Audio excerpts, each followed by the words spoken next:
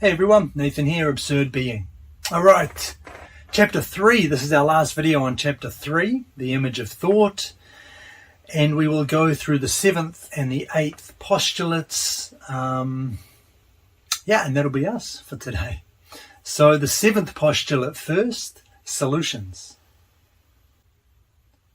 Now, just the first thing that I want to mention here is at the end of the last video, I said the 7th postulate was the interrogative, and that's not quite right. The postulate itself in the dogmatic image of thought for Deleuze is solutions.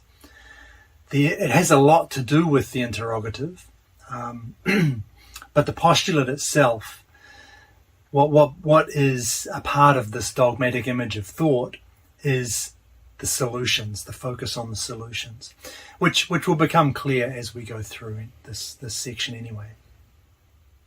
So Deleuze starts by asking, do we gain anything by posing a question rather than asserting a proposition? So if you remember at the end of the last video, we talked about the postulate that we dealt with in the last video was propositions, and that was kind of a dead end. It didn't get us, it didn't move us out of this dogmatic image of thought, or it was part of the dogmatic image of thought, because we saw that the sense that was in propositions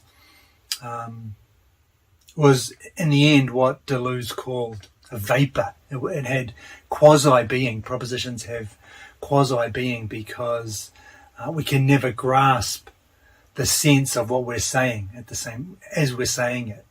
So it was always kind of out of reach, the sense of a proposition, which is why it's a part of the dogmatic image of thought.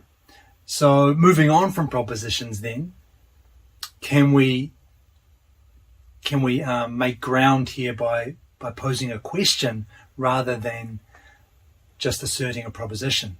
So Deleuze's example is, instead of saying to be God or the being of God, if we're discussing God, of course, he says, can we say is God? What if we turn that into a question? Do we gain anything? And the example I gave at the end of the last video was the sky is blue. That was our proposition. So we talked about the being blue of the sky, or the sky being blue. Those are what's expressed in that proposition. But if we turned that into a question instead, so if we made of that proposition the question, is the sky blue? Now, how does that change things for us? And the first problem with this is, and what leads to the 7th postulate, solutions, is that when we make our questions, we tend to, Deleuze says, trace them from givable, probable, or possible responses. So basically, when we formulate our questions, we formulate them based on possible answers, i.e. based on a pre-existing body of knowledge. So we're not forging into new territory with our questions. Our questions are all kind of aiming at a point within already existing knowledge. So we're not getting anything genuinely new.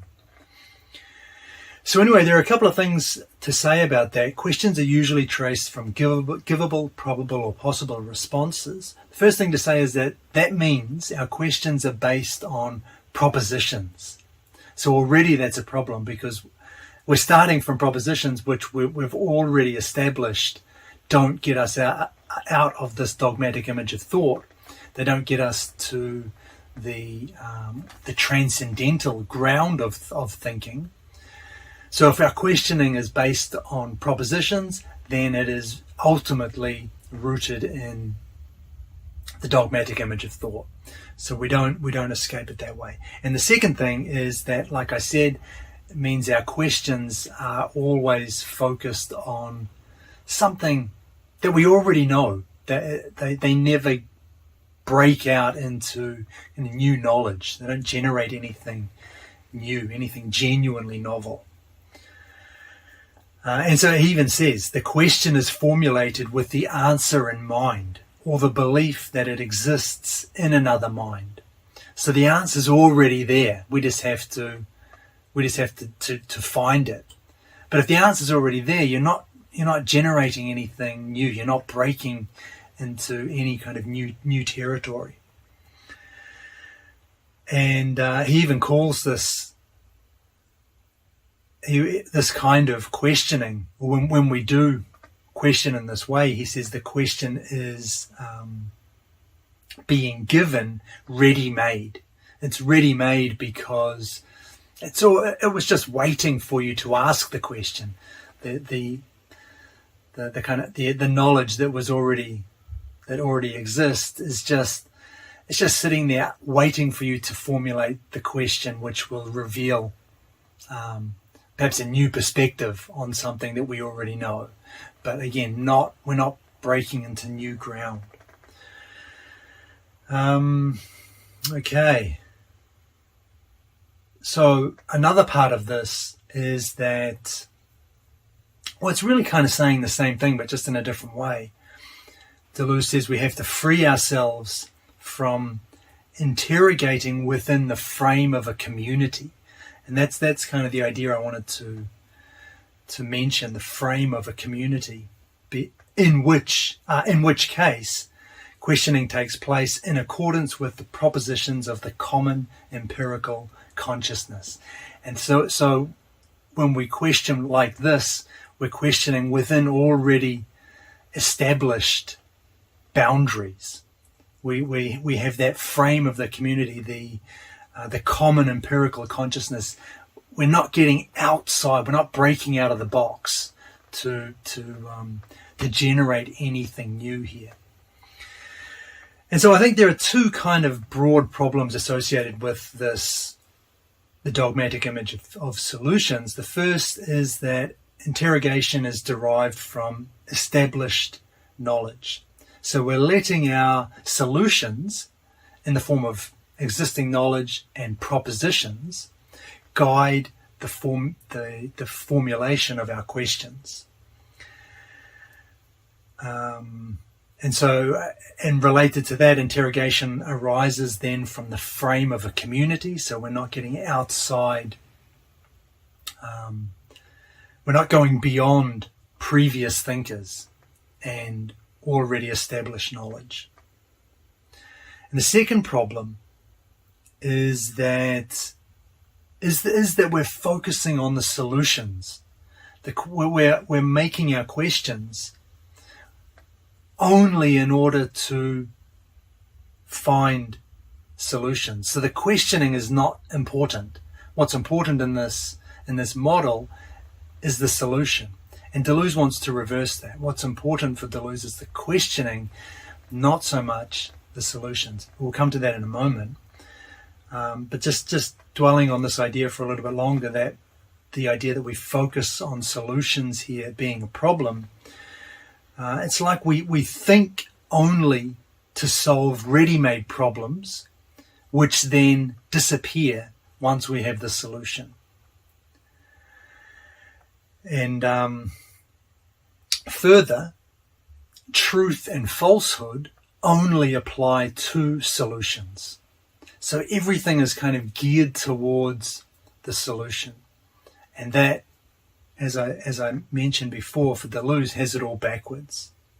So let's have a look at what, and he doesn't use this word, but authentic questioning or real questioning might look like. So questioning for Deleuze opens up a new path, first and foremost. That's kind of the idea. We're generating something new. We're moving into new territory with a genuine question. We're not just rehashing old ideas or old thoughts or different perspectives on things that we already know. We're genuinely breaking new ground.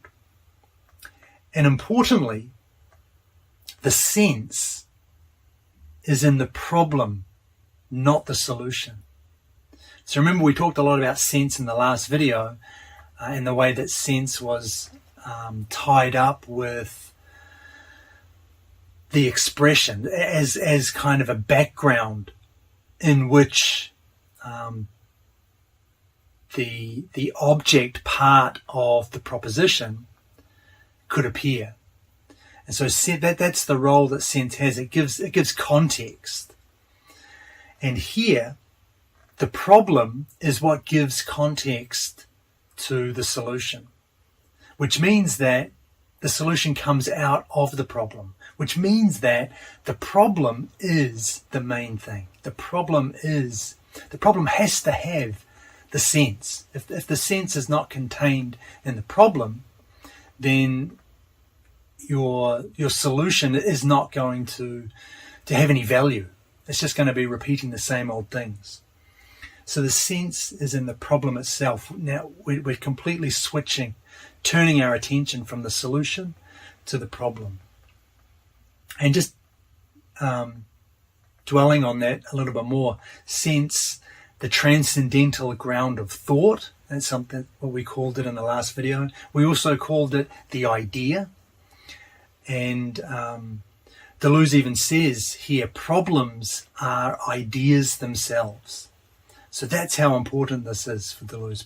The problems are the things. The questions are the things. So we have this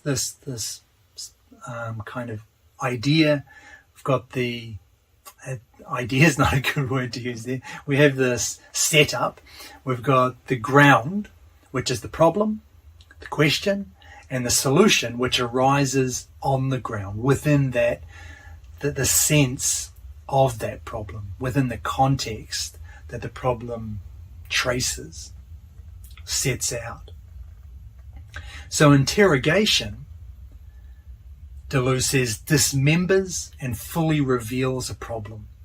That's what genuine interrogation should do. It should dismember and fully reveal a problem. It should carry us to the heart of a problem. It should really make the problem explicit and clear. And then if you do that, if you are able to formulate a question like that, the solutions follow naturally. That's the idea. Solutions follow naturally from a complete and properly formulated question. And that is straight out of Bergson. The important thing is getting the question right. If you ask the right question in the right way, then the answer is right there. The answer just naturally arises from it. Love that. I love that. And for me, actually, this is something I think is particularly true with consciousness. I've spent a lot of time thinking about this, and I think that the problem with consciousness is the way that everybody approaches it, the questions, the way that it's been set up, the way that we look for our solutions within the problem of consciousness. The problem is the problem, the way that consciousness has been posed as a problem. And so I think to understand consciousness, we're going to have to completely rethink the way we approach it. We're not asking the right questions. The questions we ask end up pushing us down the same path of qualia and the feeling it is like to see red or whatever, these kinds of first-person phenomenal dead ends, really. But that's the direction we never seem to get out of, because we're always posing the problem of consciousness in the same way. Or with the scientific approach, it's in the neurons, it's in the patterns of neurons and how they fire, or whatever it might be. The problem is the way we are posing the question of consciousness. So fully on board with this. I love this idea. And remember, we talked about truth and falsehood just a couple of minutes ago, in the way that in the dogmatic image, truth and falsehood apply to solutions. Well, here, in real questioning, when we really pose a problem correctly, truth and falsehood concern the problem itself. They're related to the problem, not the solution. A solution always has the truth it deserves according to the problem to which it is a response. And the problem always has the solution it deserves in proportion to its own truth or falsity. In other words, in proportion to its sense. And that's a fantastic little quote, I think. The truth in your solution depends on the problem being well formulated.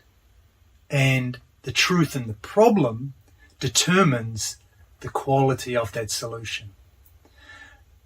So there's truth in both, but it starts from that question. If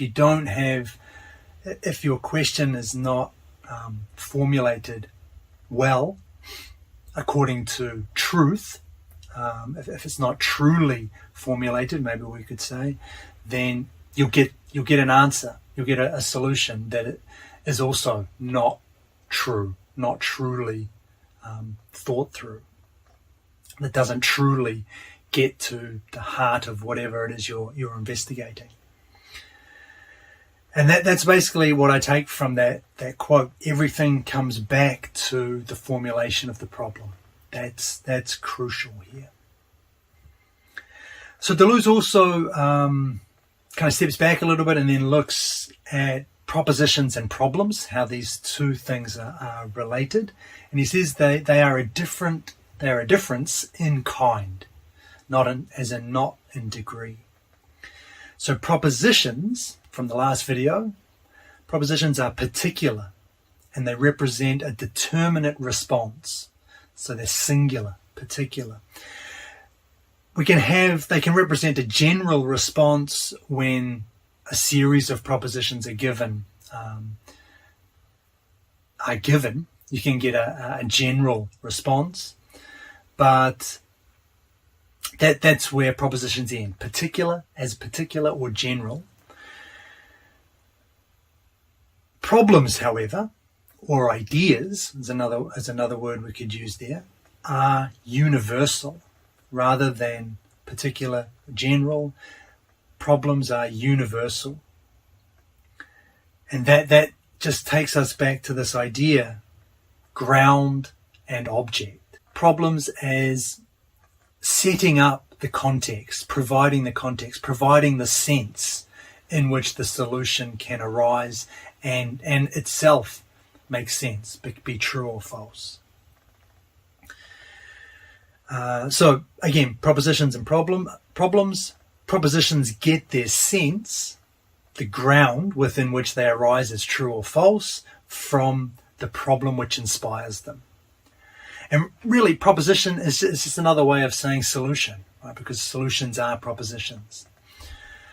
But that's how Deleuze understands these two things. A difference in kind, marking the difference between propositions or solutions and problems. And he also he converts this into the language of continuity, which is very interesting, and it's quite a nice way to think about it, I think.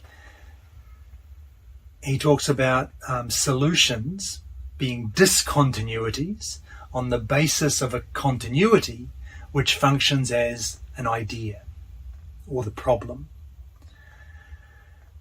So you've got the continuous background, the continuous context, the continuous problem within which discontinuous solutions arise. But without the continuity of the idea, without that sense that the idea provides, the solution becomes an abstract proposition which merely designates or refers to an object. And I love that as well. That's a fantastic notion. Without that sense of the background, without the context provided by the correctly formulated question, you get an abstract proposition simply designating an object, but having no genuine impact anywhere, not referring to anything concrete. There's no, it's like it has no, it's not tangible. It has no substance in a way, without, and not in a metaphysical sense, obviously. It has no vitality. It just doesn't do anything. It's like just empty concepts, right? Empty terms, which you can bat around all day. You can bat around to your heart's content and never talk about anything meaningful, anything genuine. So I quite like that notion. And finally, regarding this postulate, Deleuze also talks about dialectics and analytics, contrasting these two. So analytics gives us the means to solve a problem that's already given. So it's kind of like it's analysis, right? It's analyzing something that you already understand, that you already have in hand, something already given, ready-made. For example, the way a syllogism leads to a conclusion. You work through your premises, each premise is valid, and the conclusion follows inevitably from those premises. But you don't get any new knowledge. It's certain, the conclusion is certain, but there's no new knowledge generated. And it depends on the premises, right? What are the premises? Are they even valid? Are they interesting? Do they refer to anything real? So you can get a correct conclusion, but it may have no relevance at all. It may be completely uninteresting.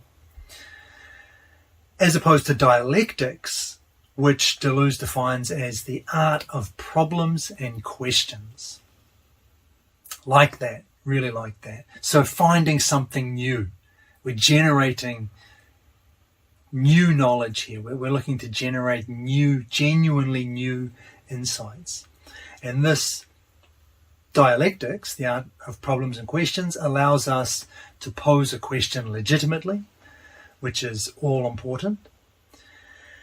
And he also adds here, this is not Hegelian dialectics, and for Deleuze, Hegel derives his problems from propositions that simply invoke the negative. So there's nothing new generated here. All we take the proposition, make a negative out of it, and then find a synthesis in the middle. And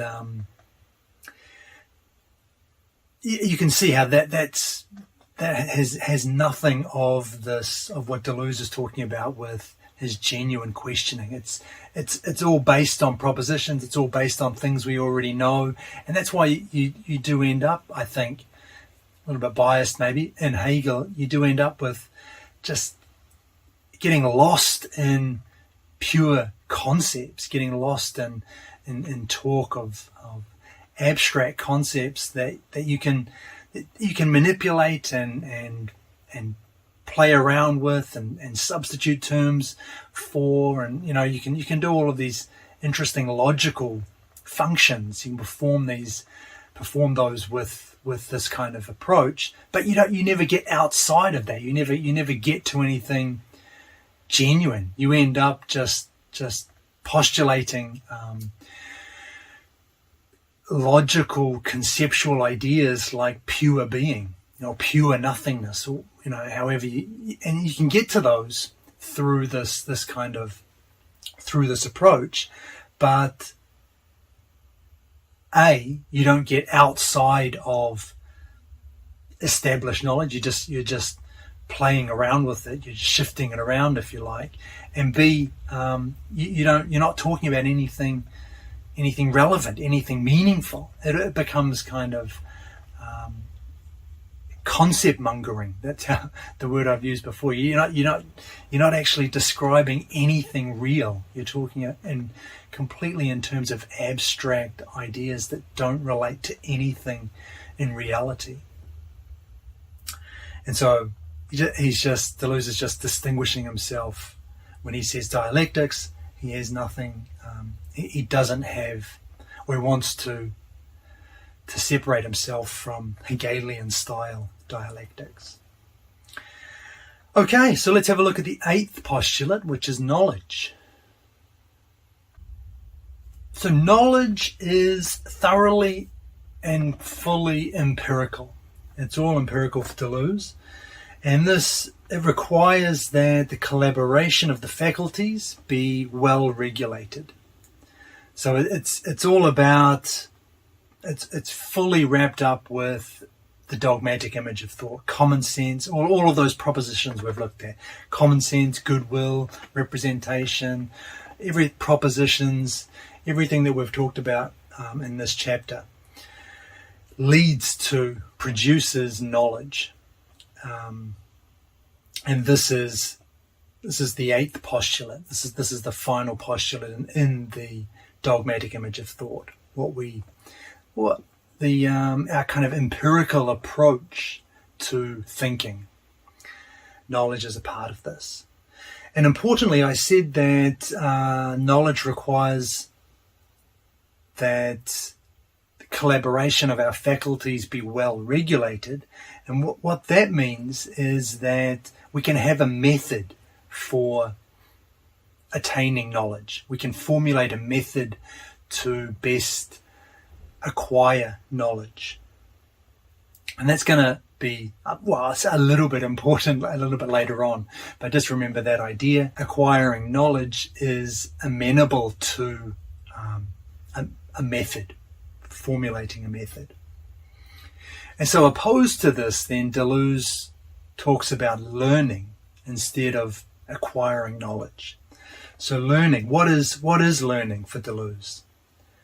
To learn is to enter into the universal of the relations which constitute the idea and into their corresponding singularities. So that's kind of it's not a very practical, prosaic definition of learning. But what is he talking about? To enter into the universal of the relations which constitute the idea. So the universal, the idea, this is the problem, right? We talked about before, formulating the problem correctly. And into their corresponding singularities. The singularities are we'll talk about these more later, but basically the points of articulation within the ideas. So that they're parts of the ideas, points within the idea. But the gist of this definition is that learning takes up that process of formulating a good question and then having the answer naturally arise out of that solid context which you've established, the sense that you've given the topic by having that idea, that problem well formulated. And to that end, Deleuze actually says to learn is to form a problematic field within which a solution can arise. That problematic field, back to the idea of questions and problems, interrogating. That the whole point of forming that question is to learn.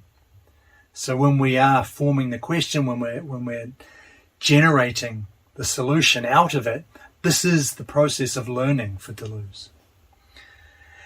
And an interesting thing about this is that he says solution always arises through the unconscious. So this idea of the unconscious again comes back. We've seen it kind of rear its head again and again. Not its ugly head, just its head. We've seen it rear its head again and again throughout this series. But this is how important it is, the unconscious. Solution always arises through the unconscious. So it's not something we can explicitly, consciously, deliberately bring about. It arises through the unconscious. It arises without that explicit controlling presence of cognition, which is how we usually think. We usually think If you want to understand something, if you want to explain something, you've got to consciously grab it and manipulate it, and you have to exert conscious control over it. But Deleuze is saying the exact opposite, because the solution arises naturally from the unconscious. It's not something you can explicitly, deliberately control like that. And I quite like that idea. So he talks about the way, as an example, when we learn to swim. When we learn to swim, and this is his a little quote from that section. In learning to swim, we conjugate the distinctive points of our bodies with the singular points of the objective idea in order to form a problematic field. Another kind of, not perhaps the clearest of sentences, but basically what I see that as pointing to is the way that we imitate bodily how to swim. Conjugate the distinctive points of our bodies with the singular points of the idea. So we're deliberately moving our body in certain ways that align with the idea of swimming, being able to swim. And this whole thing is taking place within. When we do that, we have created a problematic field, and the solution arises through that, i.e. the solution being actually swimming. But it arises only when we have that problematic field established, when we align our bodies with the correct points in the idea of swimming, in the idea that we have of how to swim correctly. It's basically imitation, right? It's imitating in that way. But unconscious, because how this process takes place is all beneath conscious awareness. You can't deliberately, with 100% control, force yourself, if you like, to swim correctly. All you can do is fit your body, conjugate the parts of your body with the singular points in the idea of doing freestyle. That's all you can do, and then hopefully you'll swim as a result of it. But it may take a week, it may take 2 weeks, it may take a month. It's not something you can control. It's not something you can consciously, deliberately bring about at will. And that's, I think, the point that Deleuze is getting at with this idea of the unconscious. You can set up all of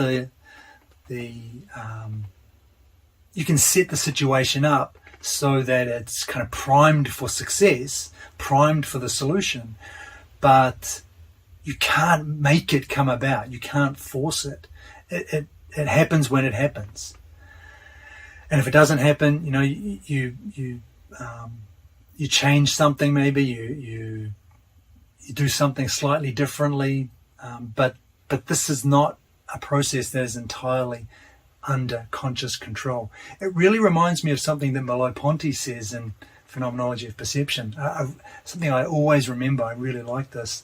He talks about going to sleep. You can't make yourself go to sleep. No one does that.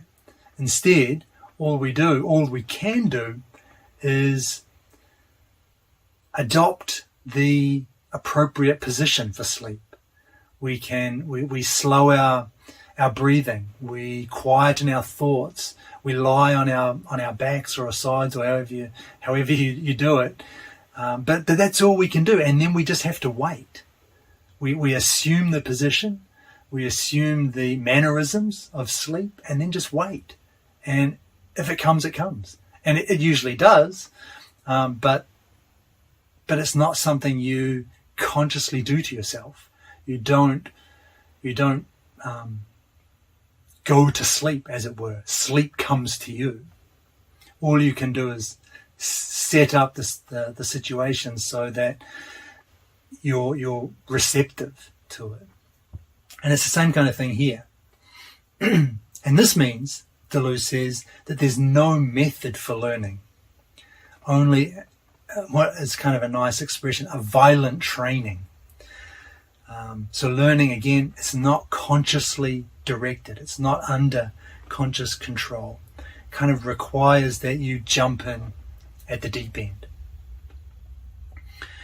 And that was why I wanted you to remember that knowledge, acquiring knowledge, you can have a method for acquiring knowledge because it's systematic, it's all under conscious control. It aligns with all of the propositions we've talked about in this dogmatic image of thought. So there's a method. It's possible to create a method for that. Whereas with genuine learning, there can be no method because it's not an explicit cognitive activity. And so that's Deleuze's example with learning to swim. But I also thought about, what about thinking? What about trying to work through a problem? For example, free will. If you're thinking about free will, do we have it, or are we all determined? What do? You read books, you ask questions, you work through possible answers, you generate possible thought. You generate thought experiments to test ideas. You mull it over, right? And we think that is a consciously controlled activity, and it is. It is. You are deliberately doing all of those things. Those things are within your conscious, within the ambit of cognitive activity.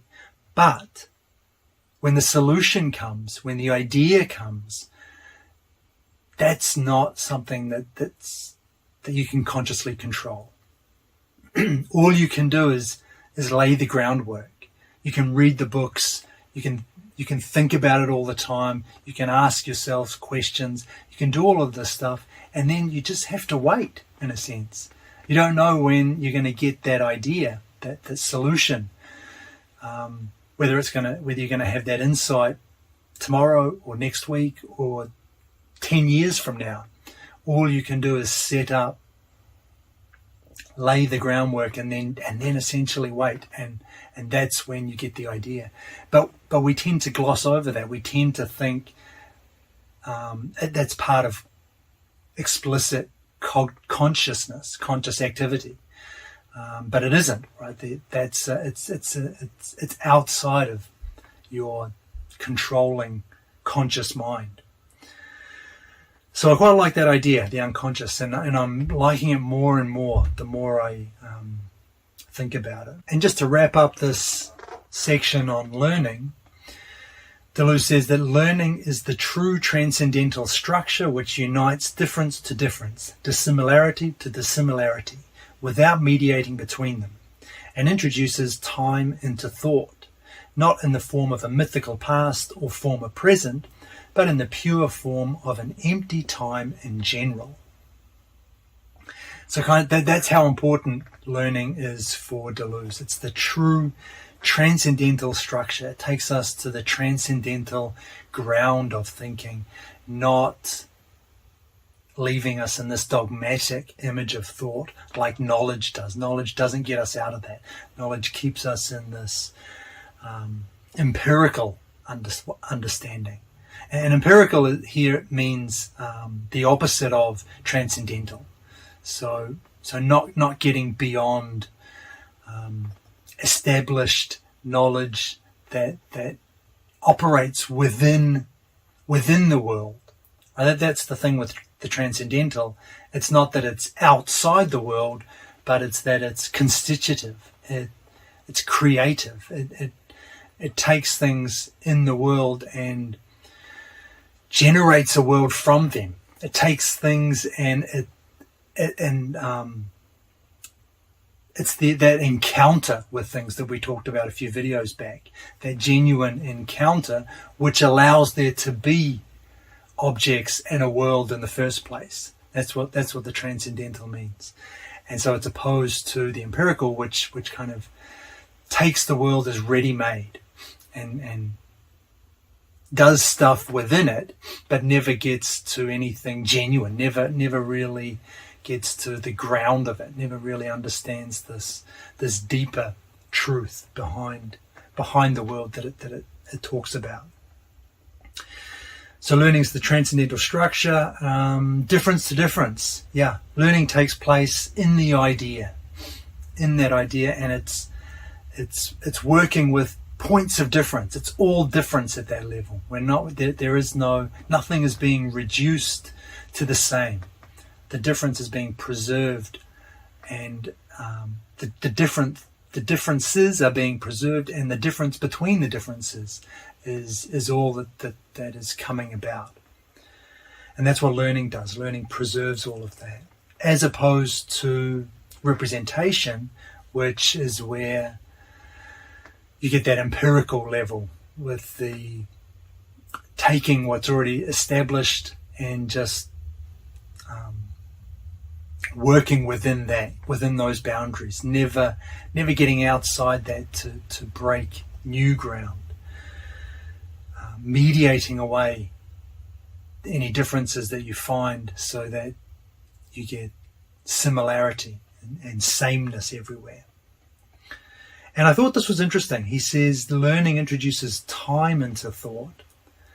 So obviously not empirical time, in which thinking takes place, for example, in which the thinker can think in time, as it were, but that empty formal order of time which fractures the eye. Remember we talked about that, fracturing the eye and essentially bringing about mind, taking us from there was that arc going from the non-minded to fully minded, and that formal order of time is an important part of that third synthesis. And so learning kind of in a way facilitates that. It's how that process comes about through this engagement at the level of the idea itself, preserving difference, not mediating it away. All of this is what brings about mind, introducing time into thought so that there is mind in the first place. Okay, so I thought I'd just wrap up. Before we get to the summary, there are a couple of nice quotes that I want to finish on that kind of summarize this chapter. The first goes like this: we rediscover in all the postulates of the dogmatic image the same confusion, elevating a simple empirical figure to the status of a transcendental, at the risk of allowing the real structures of the transcendental to fall into the empirical. And I really like this idea. I've been drawn to this for a while, and I'm working on something along these same lines. But this confusion between empirical and transcendental. Empirical, like I said before, within an existing world, as opposed to the transcendental, which is foundational, which is constitutive, brings about a world in the first place. For example, I think a good example is to talk about propositions. Propositions and solutions, they are empirical because they operate within the objects in the inner world. They never get beyond it. They never go outside it. They always deal with pre-existing understanding, pre-existing knowledge, as opposed to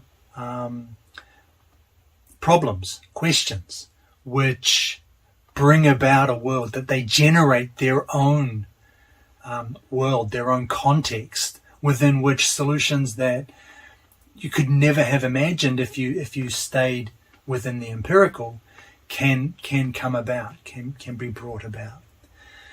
So I think that's a nice example anyway between this of the difference between the empirical and the transcendental, and a nice kind of linking idea through all of those propositions, all of them, through all of those postulates.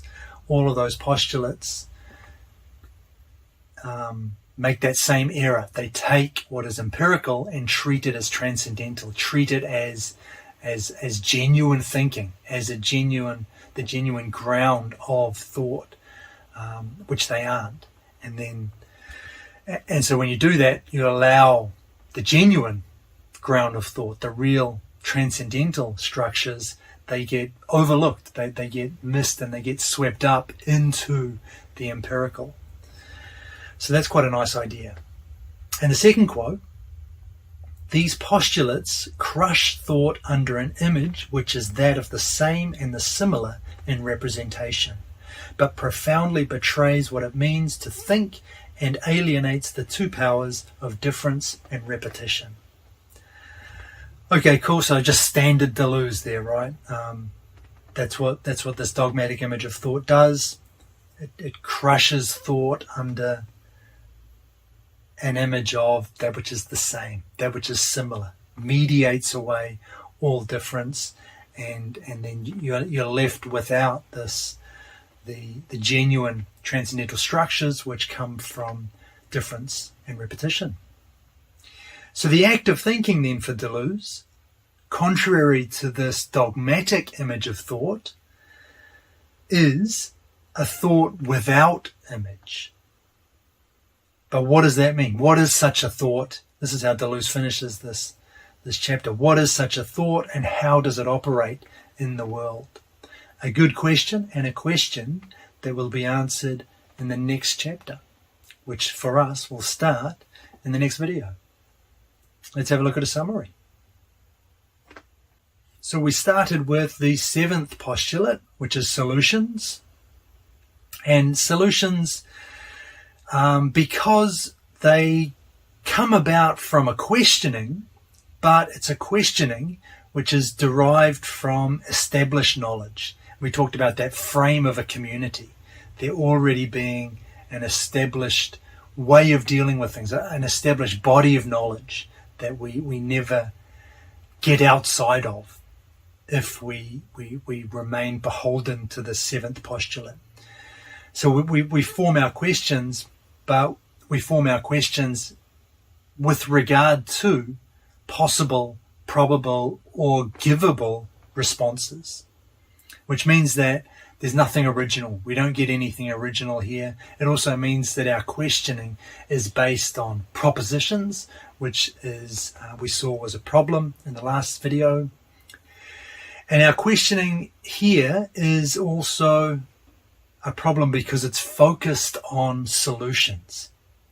So it has the goal of thinking becomes to find these solutions. And when you find the solutions, the problem disappears. And when the problems disappear, that's where the sense is. That's where everything that's important for Deleuze is in the problem. When you lose that, all you're left with are abstract notions that merely designate or refer to objects, but don't have any genuine meaning behind them anymore. So as opposed to solutions, Deleuze talks about genuine questioning. And the idea with this is that this kind of questioning opens up a new path. It should break new ground. It should be a genuine new inquiry into something. And it has sense. The question itself has sense. Rather than we normally look for sense in our answers and our solutions, the sense is in the questioning for Deleuze, in the question itself. And this we talked about as being like that background, that context, that transcendental ground out of which the solutions can come.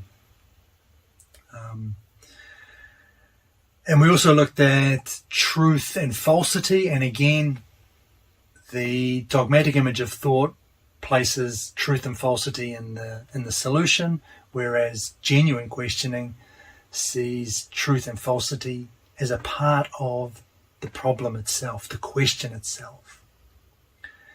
Then we looked at the eighth postulate, which was knowledge. Knowledge is empirical for Deleuze, thoroughly empirical as opposed to transcendental, and it depends on a collaboration of the faculties. Representation, good. This places us in the arena of representation, goodwill, common sense. All of the postulates come in here. So our faculties all work together, which means we can have a method. We can devise a method for acquiring knowledge, as opposed to the genuine side of this postulate, if you like, the transcendental side of it, which is learning. And learning involves finding a solution through the formation of a problematic field. So we're going back to this learning is tied in with questions and problems, forming questions, entering into the idea and the singularities within it, and allowing the solutions to arise through that. And a really interesting part of learning is that it is unconscious for Deleuze. So we talked quite a bit about the way this is not consciously controllable. It's not consciously directed. You can't have a method. It's just you can kind of set the ground. You have to set the stage so that the solution can come. But you as that conscious agent, subject, have no control over it, have no explicit control over when it comes. And learning then for Deleuze is the true transcendental structure of thought, or a part of the true transcendental structure of thought at least. And that is basically where we are with this video and the book. So in the next video we will move into chapter 4 and we'll go from there. Thanks for watching, and I'll catch you next time.